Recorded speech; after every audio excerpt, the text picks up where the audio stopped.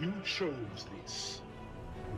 What's going on, Aurora Alliance, and welcome back to a brand new Star Wars Battlefront 2 video. Now, in today's video, we're going to be talking about the Star Wars Battlefront 2 Season Pass, or should I say, the lack of the Star Wars Battlefront 2 Season Pass.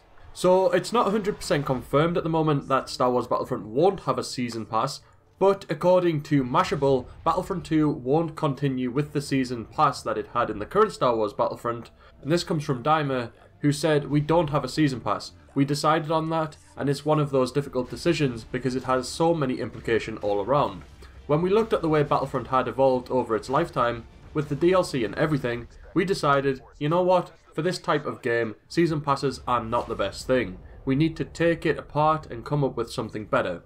We don't want to segment our community. I cannot talk about the specifics of this, but we have something different in mind that will allow you to play longer, be more invested in the game without having a fragmented community."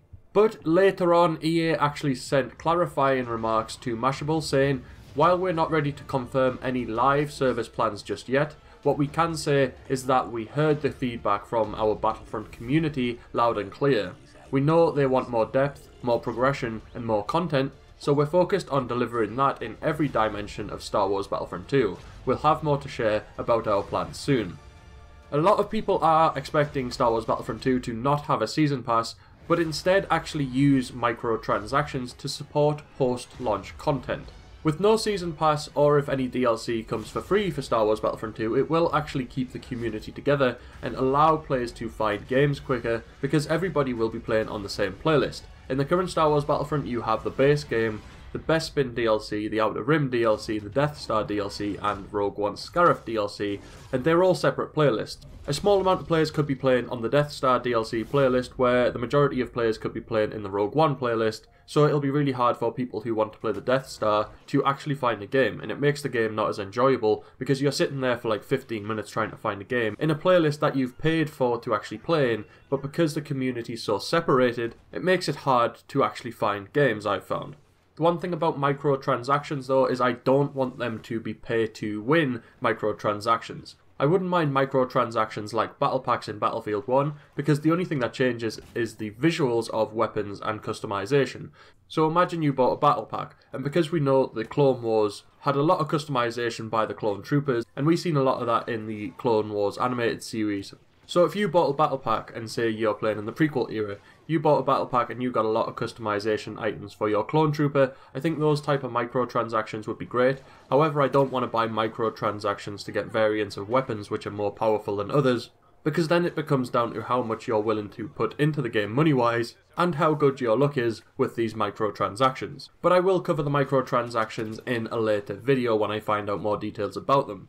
One thing we know for sure is that EA are 100% listening to the community. If they didn't, then we wouldn't have the prequels in Star Wars Battlefront 2, we wouldn't have a single player campaign, there would be a lot missing from it. Now, Star Wars Battlefront 2 isn't going to please every single player under the sun who buys it, but from what EA have actually added into Star Wars Battlefront 2, it's going to please about 90% of the players, I would say. There will be players who will still moan about little odd bits in the game, but I think the game all round is going to be absolutely fantastic, and I recommend everybody who is watching this video to actually try Star Wars Battlefront 2 when it comes out. You might find that it is the best game that you have played, or you might hate it, or you might just dislike small things, but I have a feeling that the majority of players will love this game. Let me know down in the comments section below what you think about Star Wars Battlefront 2 having no Season Pass, or do you think they will have a sly Season Pass which maybe doesn't add as much as the first one, but still adds content throughout the game's lifetime if you pay for it. Make sure to smash a like on this video if you have enjoyed it, and if you're new to the channel, make sure to subscribe to join the Aurora Alliance and be kept up to date with all things Star Wars gaming, especially Star Wars Battlefront 2. Other than that, may the Force be with you.